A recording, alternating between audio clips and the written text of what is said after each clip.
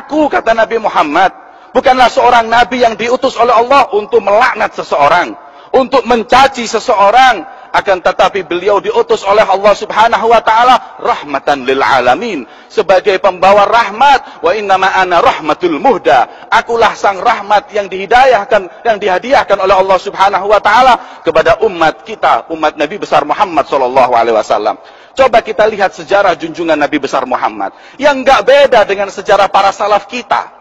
Rasul sallallahu alaihi wasallam ketika Fathu Makkah, masuk di kota Mekah, dikuasai kota Mekah tersebut, orang-orang yang dahulu mencaci Nabi Muhammad, yang melukai Nabi Muhammad, mereka pada takut datang kepada Rasul yang pasti ini kita akan diinjak, dicaci, mungkin bahkan dibalas dendam. Tapi apa kata Nabi Muhammad SAW? Idhabu fa antum tulaqa. Pulang kalian, pergi kalian, kalian bebas. Agama ini bukan agama balas dendam. Agama ini bukan agama mencaci, menghina seseorang. Itulah yang dicontoh oleh para sahabat dan ahli bait Nabi Muhammad SAW.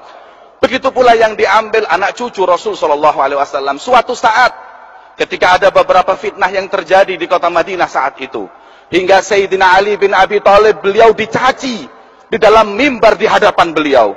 Kemudian saat itu Sayyidina Hasan bin Ali, beliau berkata, "Ya Abi, wahai ayahku, apakah kau diam, kau bungkam kepada orang yang mencacimu?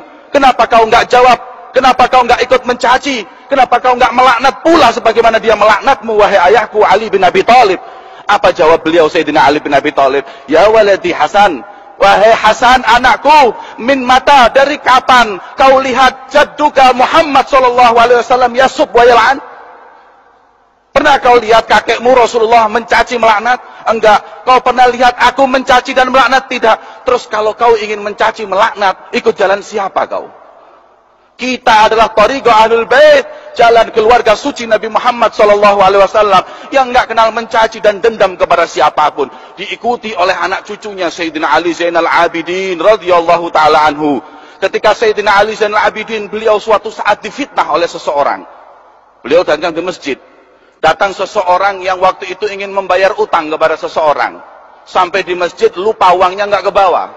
Ketika sampai di masjid, sholat, mau bayar utang, dilihat uangnya nggak ada. Maka dilihat orang yang tadi masuk masjid pertama adalah orang ini. Kemudian dia datangi dan berkata kepada orang tersebut, "Yeh mas, udah jangan pura-pura sholat. Selesaiin sholat, bayar uangnya. Kembalikan uang yang kau curi." Maka kata beliau, "Ya udah, nggak usah marah, ustur. Tutuplah aib itu, maka berapa uang yang kau ingin ambil, monggo silahkan pulang ke rumah, aku berikan uang tersebut." Ayo cepat.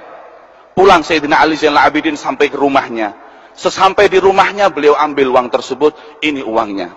Setelah diberikan uang tersebut oleh orang tersebut, hati-hati, lain kali jangan diulangi lagi curi uang orang. Beliau pun pulang, kemudian ketika dibayarkan sampai di rumahnya, istrinya mengingatkan, "Wahai fulan, katanya tadi mau berangkat ke masjid juga mau bayar utang, kenapa uangnya ditinggal?" "Hah? Uang ketinggalan?" "Iya." Subhanallah. Ini orang apa malaikat? Dicaci, diam. Difitnah, diam. Bahkan dia bagi atau dia kasih uang tersebut. Ketika orang tersebut kemudian ketakutan, subhanallah, saya memfitnah seseorang, menuduh seseorang, kembali ke rumah orang tersebut. Tapi orang itu ketika belum masuk ke rumah Sayyidina Ali Zainal Abidin, beliau menunggu seseorang yang lewat dahulu. Kemudian ada seseorang yang lewat dan berkata, "Wahai fulan, tahukah kau liman rabbu hadzal manzil? Pemilik rumah ini siapa? Ama ta'rif hadzal bait? Kau nggak tahu ini rumah siapa?" "Nggak tahu." "Kalau kau nggak tahu rumah siapa ini, berarti kau masuk Mekah nggak tahu di mana Ka'bah. Ini rumah Ali Zainal Abidin, anak Husain Ummu Fatimah Zahra binti Rasul." Maka nangis orang tersebut, subhanallah, inilah akhlak Nabi besar Muhammad. Kemudian dia ketuk pintu meminta maaf sambil menangis, "Wahai cucu Rasulullah, maafkanlah aku." Maka beliau nggak mengatakan, lain kali jangan diulangi. Beliau mengatakan, "Samahtu, aku telah memaafkan kamu, wahai orang yang menuduhku semenjak awal kau menuduhku di masjid." Nggak pakai nunggu ketika pulang. Subhanallah, itulah akhlak suci yang dicontohkan oleh mereka orang-orang yang mulia. Hingga suatu saat Al-Habib Muhammad bin Abdullah Al-Haddar, peristiwa persis seperti itu ketika terjadi di Baydha. Beliau suatu saat di majlis, Sesampai di majelis ada orang datang mencaci maki beliau. Nggak tahu salahnya apa, beliau dicaci maki. Beliau diam, para muridnya marah mau mukul, diam, ini urusan aku dengan dia, kalian pada diam.